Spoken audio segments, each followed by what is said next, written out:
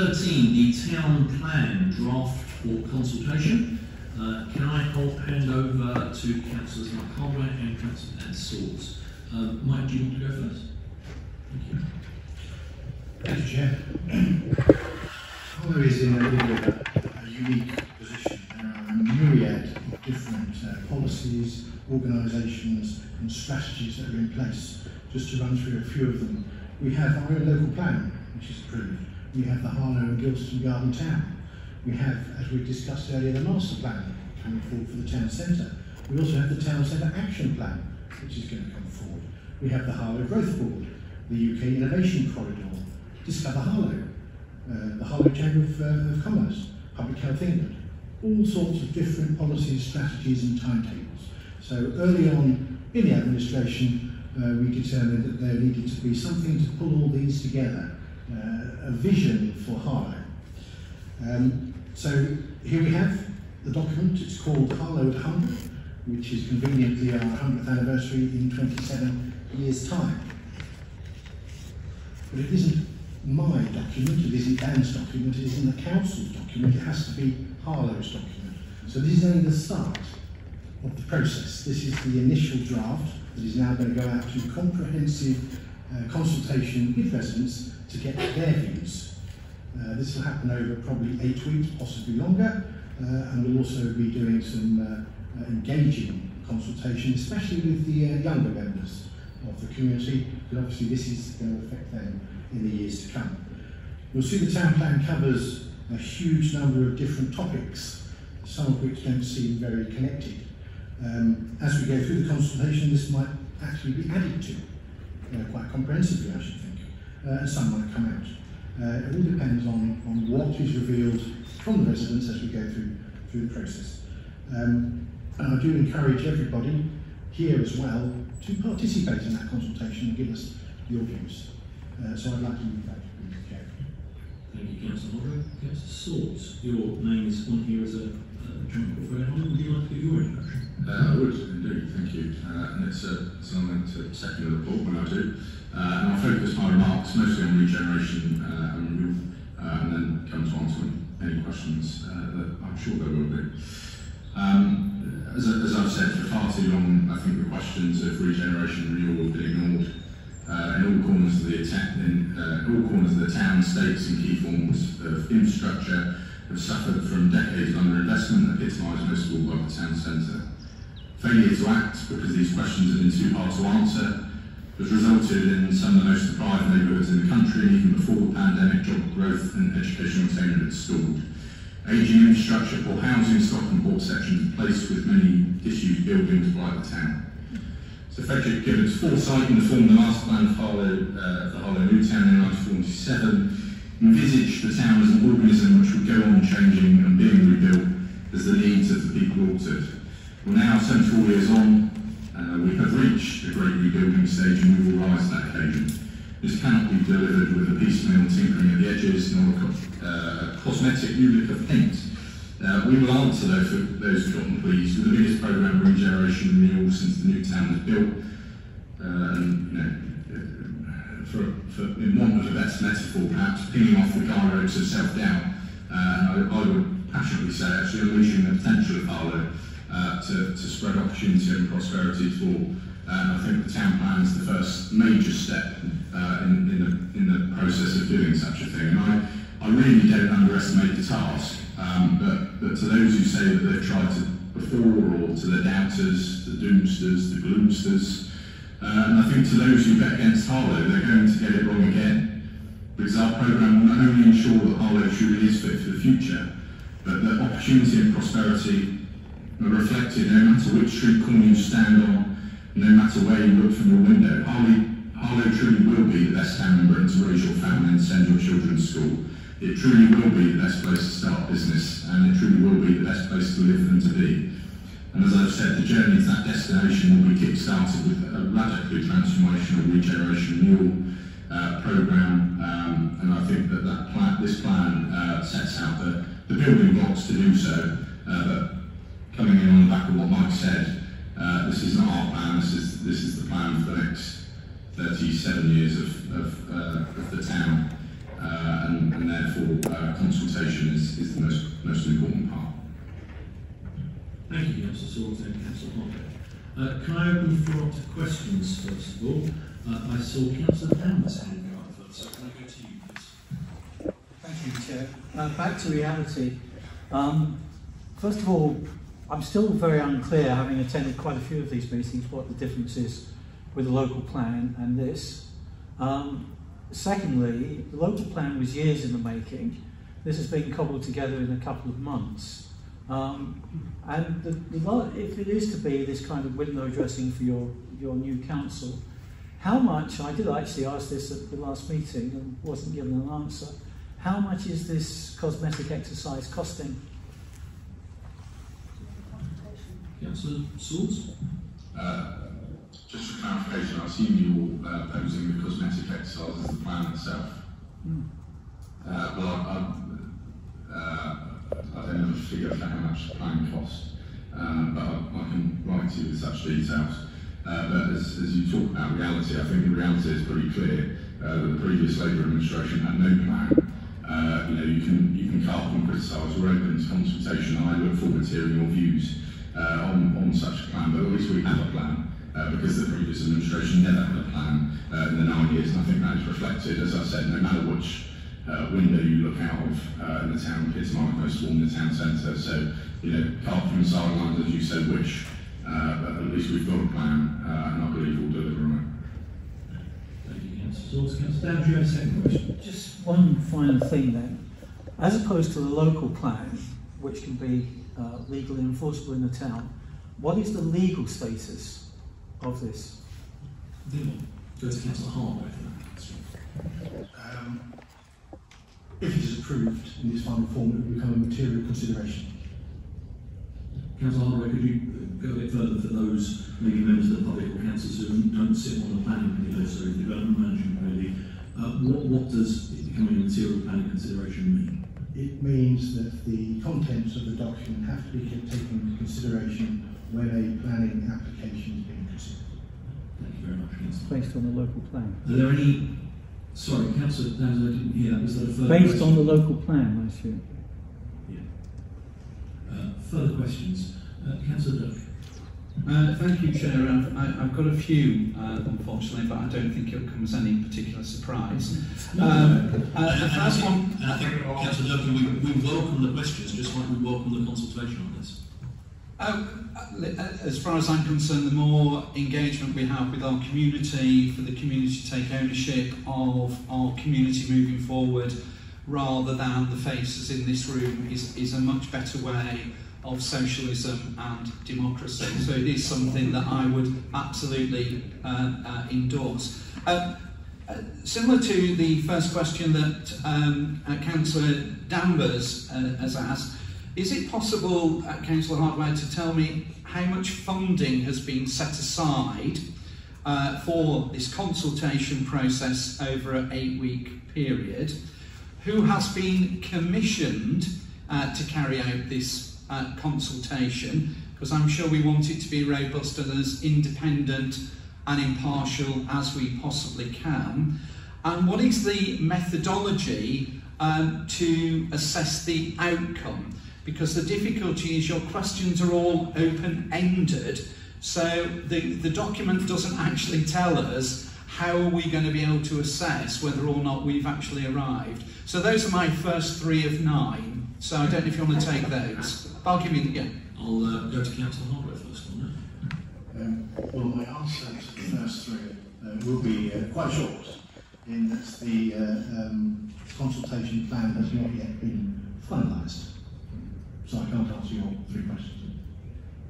Okay, but I'm assuming, Councillor Harlow, you have identified the costs to the organisation for carrying out this important milestone, and therefore I'm wondering whether or not you could share what the costs are, and is that going to be commissioned through an independent body?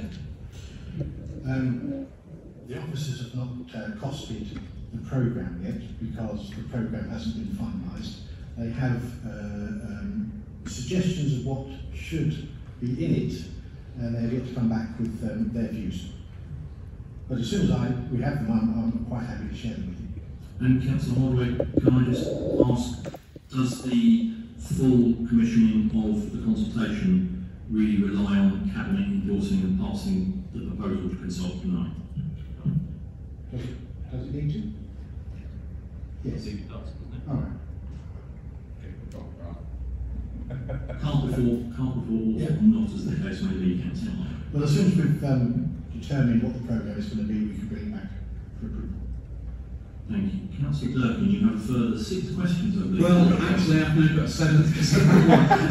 So I do apologise. But sorry, the way I'm reading it, and correct me if I'm wrong, the recommendations is that Cabinet endorses the vision and aspiration, which is an indication that they already agree with the vision and aspiration before we even go to consultation. Cabinet authorises public consultation to be undertaken. So have we got a timeline of when the consultation will commence? Because your response is that you haven't got the funding set up, you don't know who's going to do it, you don't know how they're going to do it. So in your world, when is it that something is going to happen? If I can direct you to paragraph 8 of the report, Councillor Durkin, that answers your question. What's your next question, please?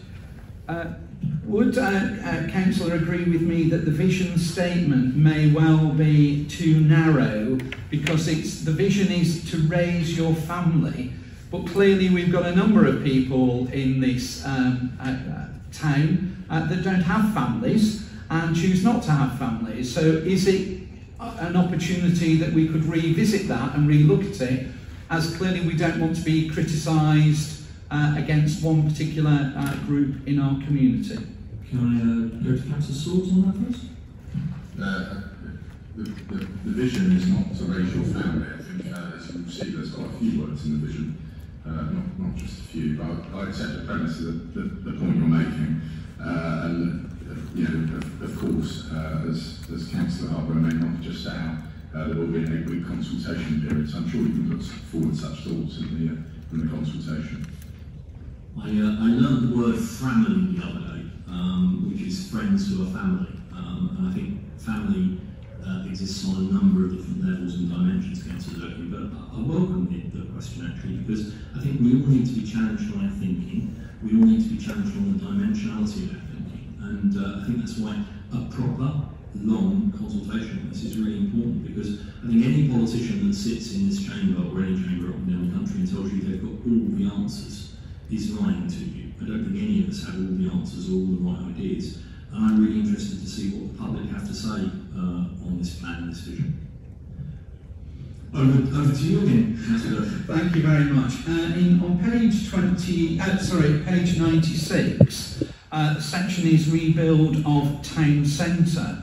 But would you agree with me that actually perhaps the real question should be is what is actually a town centre? Because historically it was a place that you came to shop, whereas recently it's about leisure, pleasure, and meeting and greeting. So would you accept that actually part of the rebuild of a town centre is to refocus and redesignate or define what a town centre is? Councillor Swords. Yes.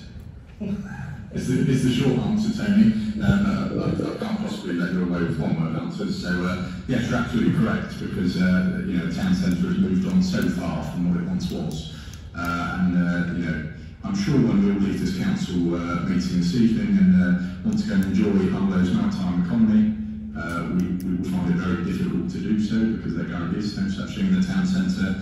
There's very little, if at all, any high quality residential in the town centre, and I've always struggled. I can't remember whether it was Councillor that introduced them, but in the so-called, I don't have the date with me, I think it was 2018, so-called jazzing up of Market Square, in which some table tennis tables were installed without any bats or balls. That's not what I'm talking about when we talk about leisure. So yes, you're absolutely correct, and again, it's probably answering those questions that have been ignored, because I don't think table turns to table answers the leisure question.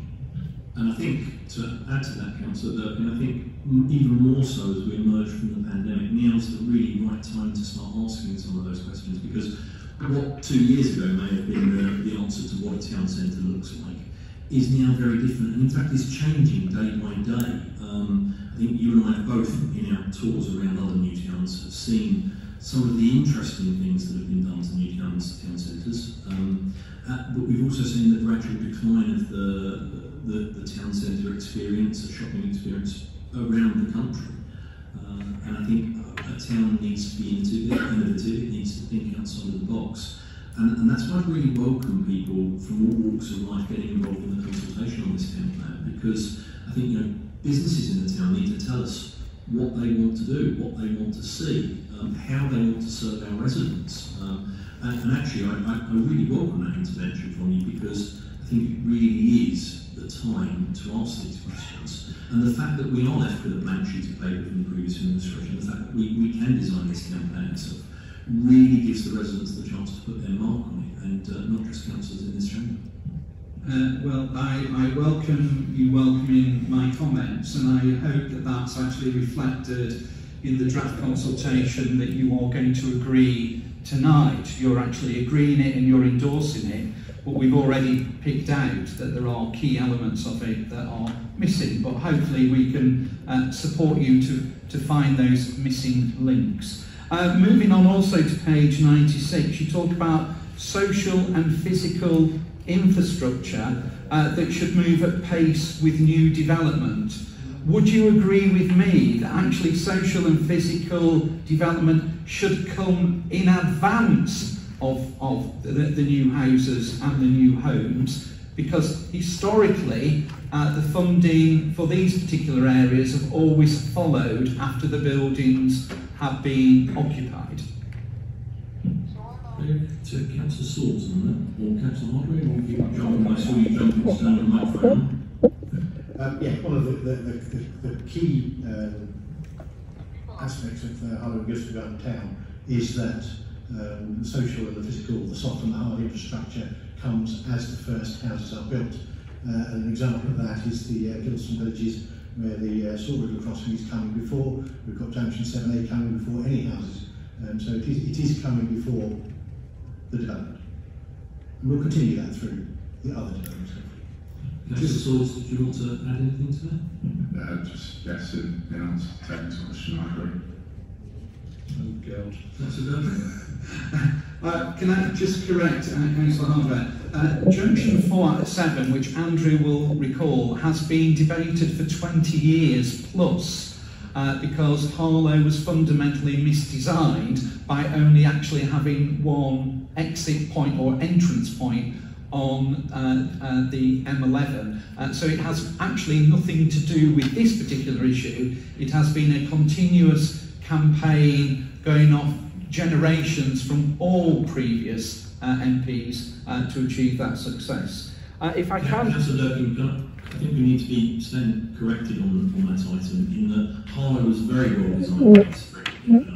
I've never heard anyone suggest that it wasn't. I think he designed when he was told the motorway was going to run to the west of the town, and that's why all of the industrial areas are on the west of the town, and then the government put the motorway in to the east of the town. So let's give Sir Freddie East due. I think he designed the town very well.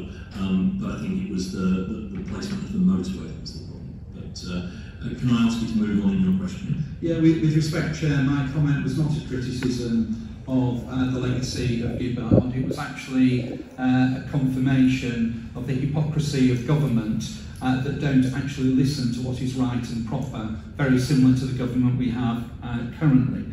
In relation to, again on page 96, we're talking about sustainable transport networks. Will this also allow the opportunity for consultation over the issue about the Stort crossing? Councillor Hartley, do you want to take that question? The consultation on the Stort crossing is taking place now. I mean, the applications went in last year, and there was a statutory consultation period, which has concluded, but people are still commenting on it, and it will come before committees or joint committees probably early next year. Councillor Swords? Yeah, I was just going to add, mine took the post-second question, but I'll come back on something else that Toby said about government's not listening, unless my memory really is foggy. Despite having 13 years of Labour government, in 20 years of Conservative government that invested £81 million to construct Junction 7A. So, you can dig at this government all it wants, but there is no town in the country having more direct government investment into it than this one. And it's all come in the last 11 years of a Conservative government, which you may have missed, the people of Harlow voted for every single time. Can I also directly answer your question on the consultation on the Stork Crossing?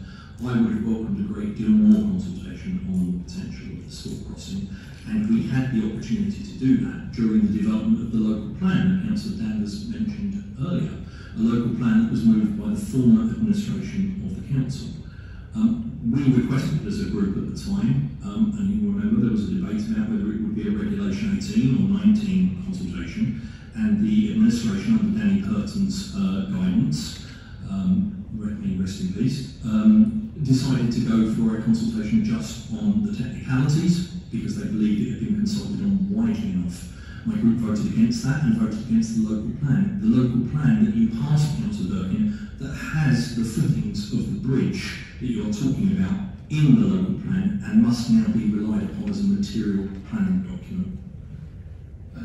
Thank you for the clarification of your view on that particular issue, but we all know in this chamber that there is a mass demonstration that's going to be happening on Saturday morning in the town centre, plus other activities, so we cannot deny the fact is that there is a big movement and a big concern about the environmental impact that has taken place. But I do welcome, I think in general, the comments that you all made is that those people who have got concerns about the Stork Crossing will not be excluded from this consultation over these particular issues. No, indeed not, Councillor Durkin. To answer that specific question, they will not be excluded from the consultation. They were excluded from the consultation on the local plan because of how the council decided to consult on it and the last chance they had to talk about this. But I'm keen for open and transparent consultation. I'm going to limit my comments further on the bridge because I am a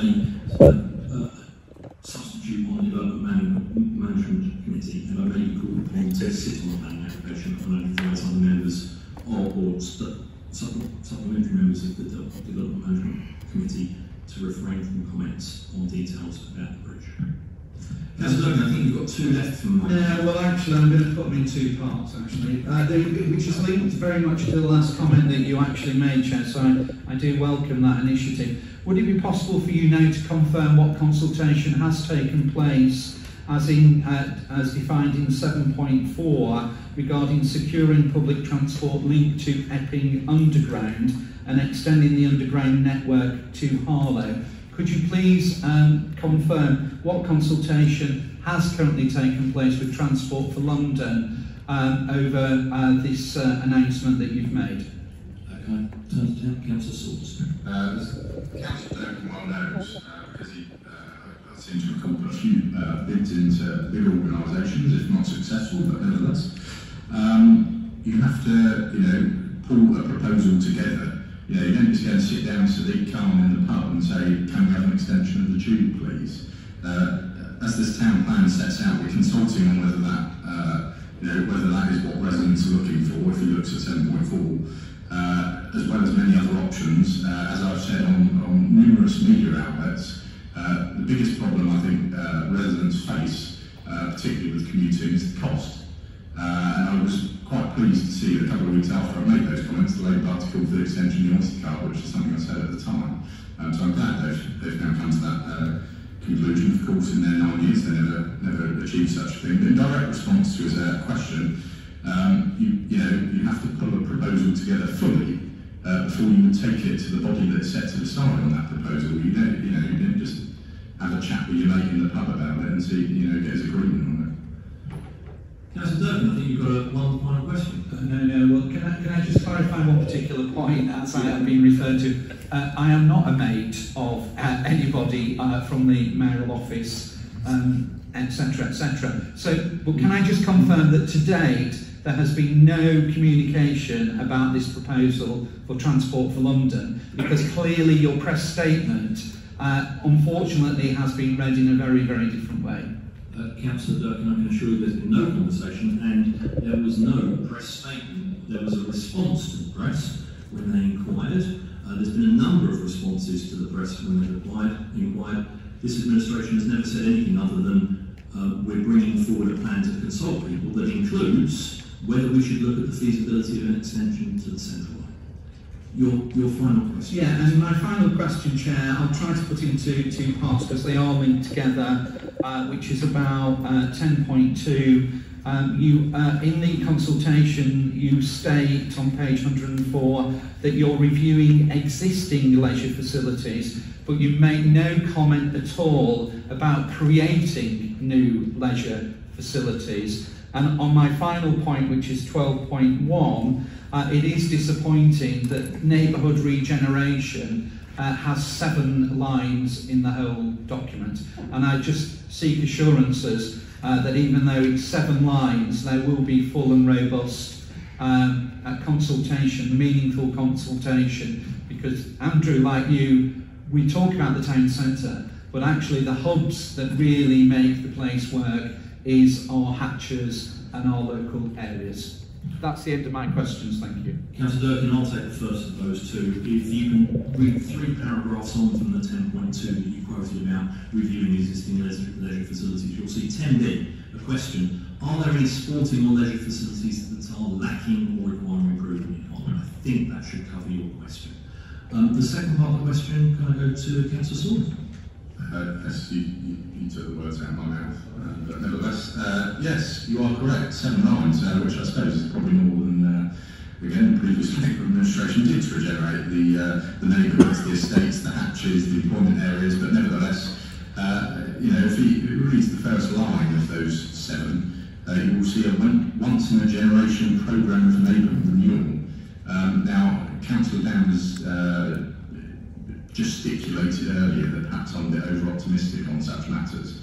I mean it. It will be a once-in-a-generation programme because, as I said, for 74 years there has been no regeneration in such areas. Now, if he, you know, Councillor Durkin wishes to point to, I don't know, perhaps the Stowe as an example of a neighbourhood centre regeneration scheme that he rolled out, that's not the ambition I'm talking of. I'm talking of full and proper regeneration and renewal in all corners of the town. As I said, it won't matter what window you look from, what street corner you stand on, you will see the genuine, full and proper programme of regeneration that will have been delivered by the time this town plan concludes in 2047. So again, I welcome this question. Again, I think it highlights the fact that obviously this job, he delivered on none of these things that he now questions, but we will. Further questions I've had you, Janie. Councillor Harvey, signalling for quite some time. I'm sorry it's taken a while to get to you past Councillor Durkin's questions. No, that's fine. Thank you, Councillor Johnson. I wanted to pick up on, and of course my screen has just gone as soon as I get the floor. I wanted to pick up on a point that Councillor Durkin began with, if we can cast our minds back, which was to the vision. And we haven't had a conversation about this, and if we had, we might have put this question into one. But anyway, I'm just going to kind of build on what he said. And it really is in the spirit of doing something together which is positive, not in the spirit of trying to attack something here. But I was really, really struck by the language of the vision, and I felt it was very business oriented and very growth oriented. The word growth is in there, I think, 8 times. Economic powerhouse, prosperity, competitive, sustained business investment, thousands of jobs, innovation, world-class digital, all fantastic things, please don't get me wrong, but I don't see Councillor Charles' fingerprints on this statement, and that would be to demonstrate that this town will also be inclusive. So further on in the agenda we have a 40-page report about accommodation for people with disabilities. I don't think that if I was a person who had disabilities and was reading this vision statement and was being asked to consult on it, that I would see myself in the vision you're articulating. And when I was working in the area with Jane, and I had a kind of catchphrase, which I know it's a bit morbid, but I used to say, I want Harlow to be the best place to live, to raise your children, to have a business, and to die. And I know that's morbid, but actually there's a lot of truth to that. We want people to end their lives here with dignity and feeling that they're a part of this town. So I was really hoping that before it goes out to consultation, you might revisit that, because you do ask people to prioritise the things that matter to them. And if those things aren't there, then they're not getting the opportunity to be considered for priority. And the other thing that I wanted just to make a bid for is I think that there is also something so precious in what I would call the kind of iconic services or iconic heritage. So we talked about the Leah Manning Centre, and I'm not saying that you need to say here we will have the best powerhouse Leah Manning Centre in the world with digital facilities. I'm just saying have some recognition in there that going into the next 37, or I thought the mouse was 27, but I'm bad at this. That we will take this wonderful heritage that's been, created and build on it and preserve it. I think if people don't see that recognised for the value it's given to the town, the place it has in people's hearts, you will have narrow consultation. And I just wanted to encourage you to think about that. Councillor, thank you. I think it was more of a statement than a question. I think there are a series of questions in there. Can you take that into account, please? So I think I'll go to both of them in a minute. I think Councillor Charles may want to come in as well. So Councillor Salisbury, you want to get away? Councillor Charles? Thank you, Chair. I think what is important to recognise is that this administration will, forgive me, that this administration will be publishing a community resilience strategy, and one of the fundamental backbones of that strategy is social inclusion, which I know actually, quite genuinely, amongst the councillors here of all political colours is very important. It's a bedrock of this town, and that will be showcased and articulated as part of that. And of course, the town plan consultation is complementing the suite of strategic vision statements that this administration is putting out in its early days to cement the direction of travel. I don't think growth is a dirty word. I think that growth boosts economic opportunities, but also social. It boosts the resilience of communities, and we elaborate on this within the community resilience strategy. So don't just take the town plan in isolation. There is a suite of vision statements and strategies that will have targets, that will have specific metrics to deliver all those pledges as we progress into the work plan as we head towards the winter. So I'm very confident, and I back my colleagues in the work they're doing here to have genuine consultation backed by a vision for the community that is due to be published very soon. Yeah, I think you made a very powerful point actually, Councillor Harvey, because you're absolutely correct in that, I've never visited another town in Britain that is comparable in those sort of things as Harlow is. And it's absolutely right that is reflected in this document as it proceeds through the process as it will. Councillor Charles has already hinted to this is not the only plan. This is not the only document coming forward from the council, and in, particularly the strategy that you just highlighted will set out in far more detail those sort of things. But I very much accept the point you make about uniqueness and some of the things you've highlighted, such as the Leah Manning Centre and many other services. And all we are aiming to do is to build on that. I also, will make an apology for labouring the point that we want to create thousands of new jobs, because by creating thousands of new jobs, we're giving people a secure paycheck every month. And for generations to come, whether it's in education, infrastructure, and jobs, no matter what form we talk about growth in, all of those things are not about shiny new buildings. They're not about concrete, beautiful new cycle tracks. I'm not getting there somewhere. It's about improving people's lives in this town, which is exactly why, I'm pleased that you also use such language as the best place, the best town in Britain to raise your family. No matter what, point we look at in people's lives, that's the aspiration. It's about people. It's not about buildings or anything such like. So yeah, I very much accept the point you made. And indeed, Councillor Swords, I think, when we say the best place to work, live, spend leisure time, that's not just if you're able-bodied or if you're a white man between 40 and 45. It's everybody. It's everybody in the town, reflective of all of the people. Councillor Harlow, you want to come back? Yes, just to say I'm not anti-growth at all. I don't like that wasn't the message I was suggesting. This was additional, not instead of. I had and I also want to make the point, just to Councillor Charles, I was a bit surprised because actually, as I understood it, and actually the value I see in this is this is an overarching document. Councillor Hardware began this thing by reeling off a whole lot of different disparate things, including the Chamber of Commerce, which I thought was a little bit unkind because I don't think they would see themselves as one of the council's initiatives, but let's let that pass. But I thought that the value of this thing, as you are putting it forward to us, and the scale of the consultation that is going to sit behind it and be justified, is that it sits atop everything, which is why I make the point. And I'm sure that within the community resilience strategy there will be, inclusivity and all those things one would expect to find it here. But as I understand it from what you're saying, this sits atop. My second question is about the transport point, item 7. And I just wondered if you could tell us what HEART is, H-E-R-T. It's not something that I've come across yet, and I was wondering if you could illuminate us on about that.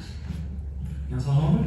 I'm trying to remember now, but it's the Hearts and Essex. Rapid transport. Rapid transport. It's a A414 corridor from Hemel to Harlow. There is a forum that has been, for a couple of years now, deciding how it's going to improve transport between, not just between, who want to go to Hemel or to Harlow from Hemel. Everywhere in between. Everywhere in between. My mother lives in Hemel. I think it's a fantastic idea, but I'm a bit unique probably that. But no, it's to join all the bits up in there as well. What would be the mode of transport? They haven't decided yet, but they're looking at all the options. Okay, thank you. Councillor Harvey, you have another question? No, I don't, thank you. Thank you. That you're most welcome. Councillor Lindsay. Thank you, Chair. This is a little bit of a bugbear of mine. It's been a bugbear of mine for many years, and it reached on the national curriculum, but it's not anymore, which is about questionnaires and the nature of how you write a questionnaire to ensure that you don't get biased responses. So it's a maths-related question. I apologise for Councillor Swords. No, not maths again, sorry, mate. But it's just with regards, I don't like the way the questions are worded with "do you agree?" I just feel that automatically you get a response that well, yes, obviously. Do you know what I mean? And I just wonder, in terms of the consultation, because I totally agree with the words that Councillor Durkin said about the importance of consultation. Absolutely. Is the consultation restricted to just the questions in this document? Are you going to review the questions in this document, or are you going to allow responses that are broader and more ranging? Really, that's my question. Councillor Harlow first, and then Councillor Swords. Yes, most, if not all of the questions will be open questions, so residents responding can basically say what they want. It won't be restricted to options, shall we say. And Councillor Swords? Councillor Durkin was nodding behind Councillor Vince. At the start he said that we've got two open-ended questions, how on earth we're going to measure such a thing. Now Councillor Vince says we've got two closed questions and Councillor Durkin agrees with it. I'm proving late. Yes, and you will see as the consultation is brought forward that exactly the point you've just raised will be included. Any further questions? Councillor Vince? You get what I'm taking from Jess, but my point is not necessarily that they should be open, because they should. I just think you've got to be very careful not to steer the answer from the person asking the question. That's my point. But anyway, my other question is page 105, library strategy. Obviously it talks about the regeneration of the town central library, which I'm sure we welcome, but there's no mention of the satellite libraries, those in Safe Attire, obviously one on Harlow, and I just wondered, you know, can we have a mention of them, please, to reassure us that they are part of your long-term plan? Councillor Swords? Yes. Short questions are answers are quite good sometimes, Councillor. Councillor Vince, anything else? That's it. Thank you. Councillor Edwards, I saw you indicate. Got a couple of questions. I was interested in listening to Councillor Swords talking about this being a plan for the whole of the town, and in particular for the regeneration of estates, and not just the hatches, but all of the estates. So my question is, why isn't that reflected in this report? It isn't. As far as I can see, there is one line which talks about buildings. It says new buildings will be recognised as being exemplary in mitigating against and adapting to climate change, while existing buildings will be retrofitted to ensure that they're playing their part. You know, there are thousands of buildings out there that need retrofitting. You wouldn't know that from this particular report. There's numerous estates that need regenerating. You wouldn't know that from this report, but the way that this is laid out. There's a whole lot of concentration on the new build, but there's hardly any concentration on the existing build. So that's my first question, is why isn't that been reflected in the report? Councillor Swords? Councillor Evans. Forgive me if I misunderstood you, but I think point 12.1 on page 105 spells out very clearly that following a once-in-a-generation programme, neighbourhood renewal estate of our estates, hatches, neighbourhood centres and assets, employment areas, leisure and cultural assets and key infrastructure are those neighbourhoods will be injected with new lease of life to mirror the anticipated quality of development and life envisaged the wider Harlow Yorkshire Garden town, and absolutely in accordance with the Gilbert principles, restoring pride in all corners of the town, of existing town boundary. So I don't know if that answers the question, but no, it doesn't, because there's no mention in there of housing. There's no mention in there of that, of the renewal of the housing stock. Can I also point, Councillor Edwards, to the blue boxes, the very last point: every resident in the town will benefit from a renewed sense of pride in the appearance and function of the town centre, hatches, neighbourhood centres and estates. the point about housing stock, you know, I think housing is key infrastructure, but you know, we can add the word housing stock. My other question is, why is this report written in a way as if Harlow was a unitary authority? Harlow is not a unitary authority. You talk about the libraries in here, you talk about various other bits. They're not our responsibility. We're a district council. Why isn't this report concentrating upon what is the district council responsibilities, and then equally spelling out where it is not our responsibility about how we will work in partnership with other agencies? Because there's enough confusion in this town as it is about which council has which particular responsibility for what. Councillor Swords and then Councillor Harlow. I thought for a moment, Tony, you were endorsing the idea of Harlow becoming a unitary authority, but we can clarify that later on. This document, you know, put simply, the aim of this document is that you can hold, you know, by the time the consultation is completed and the corporate plan is, the town plan is fully endorsed, we will be able to hold this up and say that this is what Harlow will look like, we believe, in 2047, that we will be able to say to any resident in the town, here is a plan for the next 27 or 37, whichever it may be, years, in no uncertain terms. I get what you're saying about, you know, what is the responsibility of the district council, county council, etc., etc. I have a fundamental disagreement with you about work, you know, the responsibility of you know, assets or whatever it may be. Cycle tracks, I think, are a gleaming example. This council did not do enough, whether it be to hold Essex County Council to account for the work that they did on cycle tracks, and you may say that you moaned a lot. I personally have a different view between moaning and action, but that, you know, that goes across whatever item we're talking about, libraries, whatever it may be.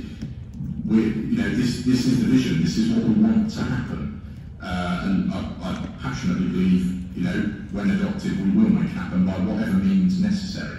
And I think a glowing example of that will be when I announced in due course the plan for the cycle tracks. That's something we would have led on. We would have found means of delivering. Because at the end of the day, Essex County Council, UK government, whatever body you may be talking about, we are Harlow Council. We are sent here by the people of Harlow to do the best thing for Harlow. That doesn't mean to just focus on what we can and can't directly control, and not to influence other bodies. So, in short, this is a document that will be the vision over that time span, and we will work with whoever is necessary to deliver the vision we want, not what they want to implement. Thank you, Councillor Swords. Councillor Holder, would you share anything to that? Yes, the reason why we didn't go into huge detail was, as you said, we didn't want to confuse the residents of Harlow by introducing all the complexities. But yes, it's obvious we are going to be working in partnership with various bodies, as demonstrated by the Harlow Gilson Garden Town, which is 3 districts and 2 counties, which are working beautifully together to bring forward the Garden Town. Can I also add that I think it's really important that we recognise this council as a community leader, and in helping to craft this vision and this document, and in asking the public their views on this vision and document. I think we need to recognise that, as Councillor Swords says, not everything falls under our control. We acknowledge that, Councillor Edwards. Not everything is the responsibility. Indeed, a large proportion of the town centre is actually, as we recognised earlier this night, owned by private landlords, and there's going to need to be some levering of those and bringing those to the party as well. But just because we don't own something, just because we're not responsible for the libraries, for example, doesn't mean we shouldn't have a community leader's view on the libraries, and I think it's important. And secondly, I think half the time tonight we've had questions about why the document hasn't been bigger, why we haven't expanded more, and then we've also got the questions around, well, you don't want to confuse the public. So managing a document like this and going out to a proper consultation is always difficult, because you don't want to lead the public too much, but at the same time you want to honestly ask them for their views. We've got a vision that we've started to pull together and present here, given that there was no document like this in the past and there was no overriding strategy. But at the same time, I'm genuinely interested to hear what you as the opposition, what members of the public, and indeed any other body that wants to consult on this has to say about it. So I hope that answers your question, Councillor. If I can maybe just come back with what concerns me is that in the past we've had things like 2020 vision, I seem to remember. There's been a whole lot of, in different times, there's been a whole lot of strategies for the town, as if they were being presented as if these things are going to happen. The town are deeply cynical at the moment about what can and what can't happen. So if we're going to be laying out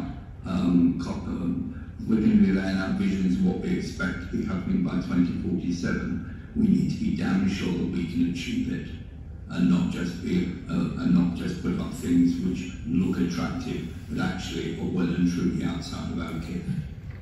I think we do have to, Councillor Edwards, and I think when government dictates, whichever colour, government dictates housing numbers, for example, that must be delivered by a certain period of time, when there are other things laid down in law that have to happen, I think it behoves us as a community leader to ensure that we complement those and we make sure that our plans deliver. But I also think it's important, as it's been said a number of times tonight, that we actually have a plan for the town. And I reiterate, this is the first time a document like this, to draw all of those individual documents and strands together, has ever been presented in the history of the town. Councillor Swords, I think you're indicating that you want to answer Councillor Edwards as well.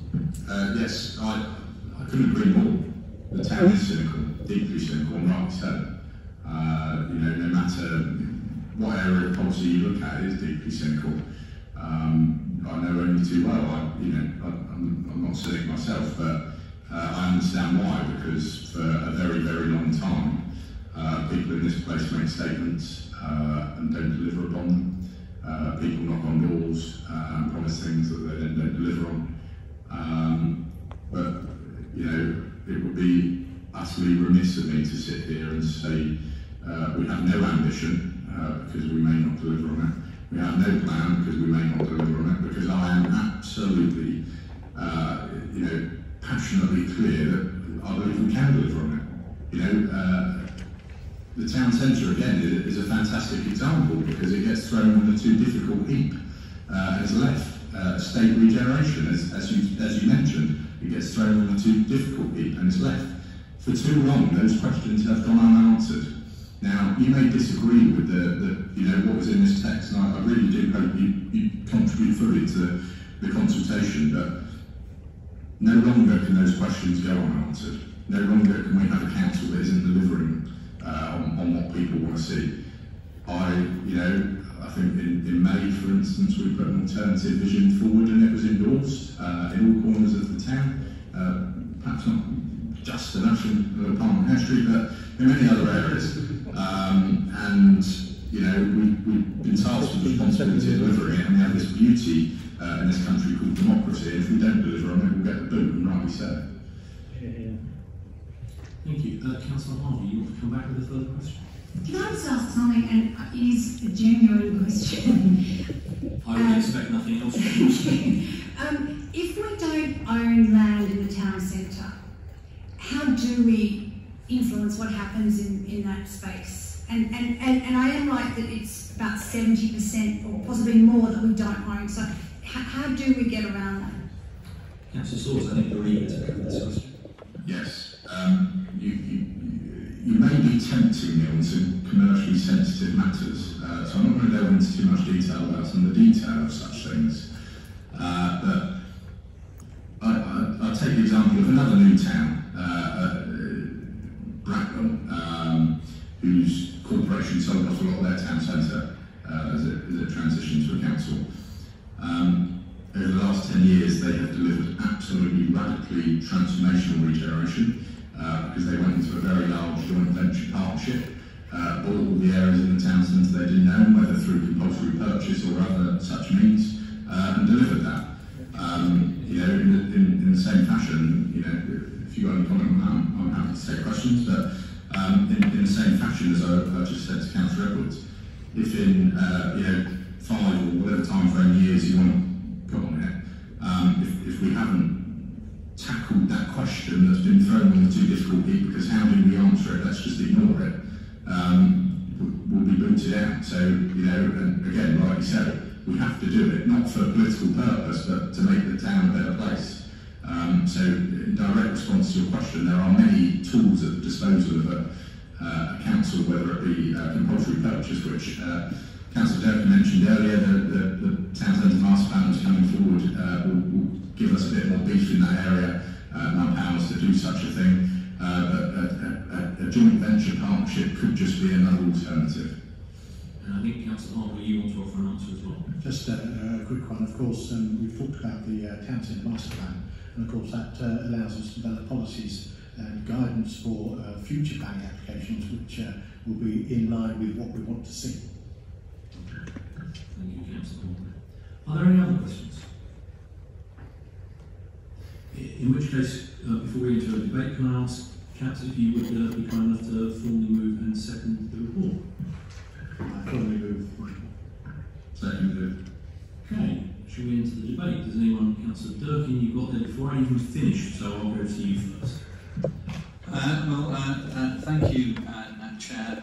I've listened with intrigue to what my colleagues have been saying, but let's be honest, you can't even empty bins, let alone have the aspiration of doing anything with our town. Surely your responsibility is to do the important things best, rather than this nonsense amateurish idea that you've actually got. This evening all we've heard is political dogma, all we've heard today is political point scoring.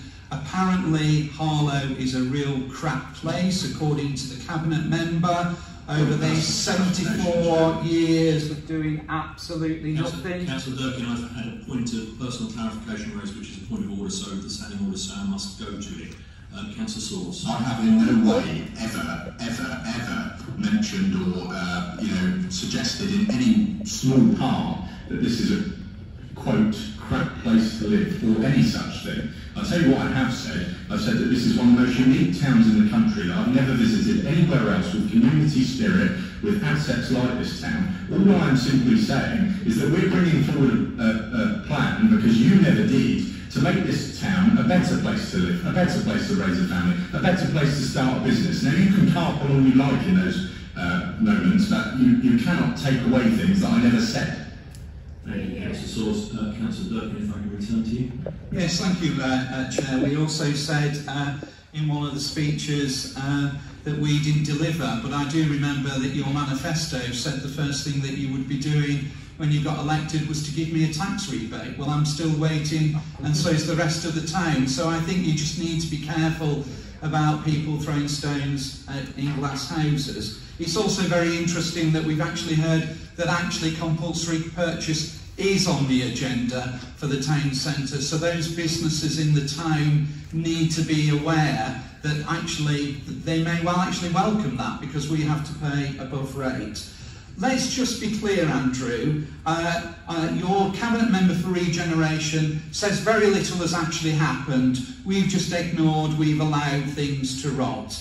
Let's look at how we built council houses for the first time in 25 years. Let's look at Councillor Carter, absolutely, quite rightly, talked about building the Hills and Bushy Croft. Council houses being built. Lister House being built for these. Let's look at jobs and opportunities. Me and you shared many, many meetings about the development of the enterprise zone. We've also dealt with the science park, which is hugely successful. This very, very building was actually designed and constructed. The water gardens, the Harvey Centre, the town park with lottery funding is now the heart of our town and is aspirational. We have done more about employment and careers, and let's not criticise, because look at the amazing work that Harlow College has achieved over the last few years with the support of secondary and primary education. We're still waiting for the decision, which we already know the decision's being made about Acacia House, but it affords us as a council a real unique opportunity to make the difference. Look at the investment that has been put into public transport with the train station and the bus station. And I know that at the moment with social media there is some concerns about policing in the town, but we all know, statistically, we're actually a safe town over these particular issues. But we do need more police that are visible, available and local. And the final point is, look how proud we are. We're a sculpture town. We have heritage, we have culture, we have leisure, we have tourism. So this is not a town that's dying and is desperate in need for this. But let's go back to the essence of this debate, that you want to start a consultation. You don't know the cost of it, you don't know who's doing it, you don't know when it's going to be done, you don't know the questions that are going to be asked, you don't know who's going to assimilate the answers. So would this be smart, specific, measurable, achievable, realistic timing? Not at all. This is nothing more than amateur hour, which is trying to hoodwink our town to try to claim that you are doing something, whereas in fact you are doing nothing. Now I know this will go through, and I will welcome and I will be actively participating in the consultation, because as I said at the beginning, as I wind up, it's really important that we activate and encourage and enable our community to take ownership and responsibility. That is our legacy for our town and for the next generation. But this amateur way that you are doing it is simply that and nothing more. And thank you for listening to me. Thank you, Councillor Durkin. I always do find your contributions entertaining. Are there any other contributions? Councillor Dennis. Rather unclear, Chair, where £250 million to redevelop our town is coming from. Apparently Bracknell had in 2017 £250 million to redevelop. They're still in the process, as from July perhaps of this year, they're still in the process of trying to demolish some of it. We're in quite a wreck. So if we've been compared to Bracknell, Chair, there are problems, there's no question of that. But goodness, we're really going down the Bracknell Road. Thank you, Councillor Daniels. I think the time for questions was previously. This is a time for debate. Is there anyone else that would like to? Councillor Vince. I won't take too long, Chair, don't worry, I know we've been on site for some time. I welcome any aspiration for our town. I want to see this town as good a possible place as it can be, which is why council officers are inundated by emails from me on a regular basis about issues within the wonderfully still red sea of Little Pond and Hare Street. But this proposal is not costed, it's not enforceable, and frankly it's not achievable. And that's my final word on that, other than to welcome Councillor Swords' support of our campaign to bring the Oyster card to Harlow. Thank you, Chair. Thank you. Other contributions from you? Councillor Swords? Fantastic. Just fantastic. Bins, Councillor Durkin. Who signed the contract? Previous Labour administration. Quote, December 2020, Perry Roadside coming forward soon. Quote, December 2020, a tender will be brought forward soon. Public consultation on Perry Roadside, 11th of May 2018, 4 people turned up. I'll take no lectures off the previous administration about consultation. 12th of July 2017, Market Square, quote, a place to play sport. Bracknell, Councillor Danvers.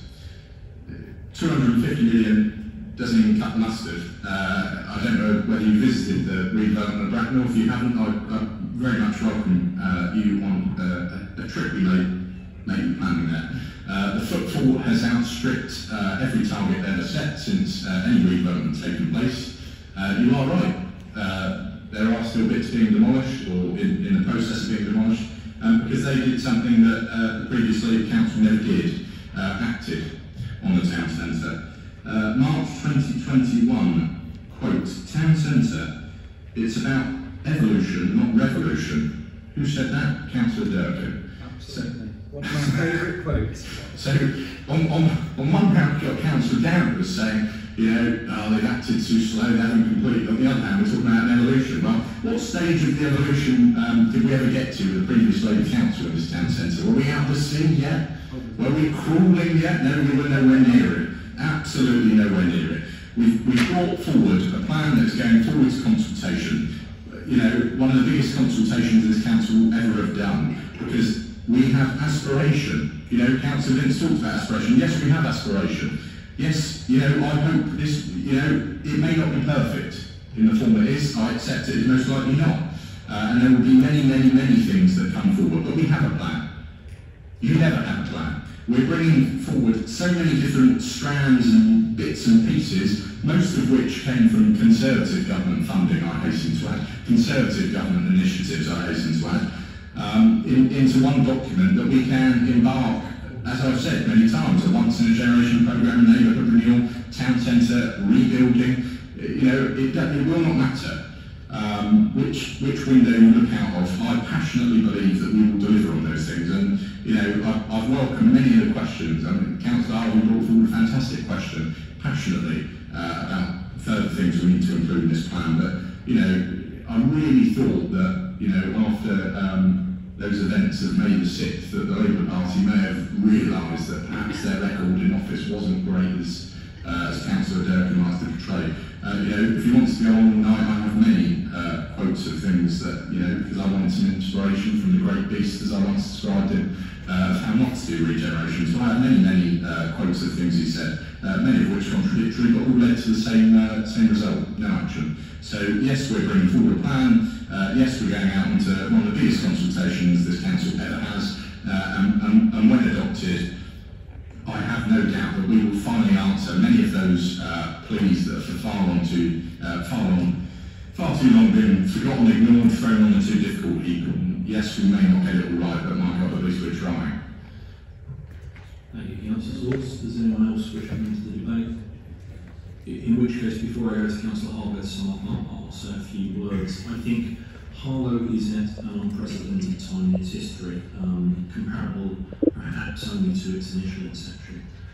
We sit at the crossroads of the UK Innovation Corridor, the M11 with an improved junction, the relocation of Public Health England or UK SHA to the town, a new hospital, massive growth in the Garden Town to the north of the town, one of the biggest residential developments in the country at the moment.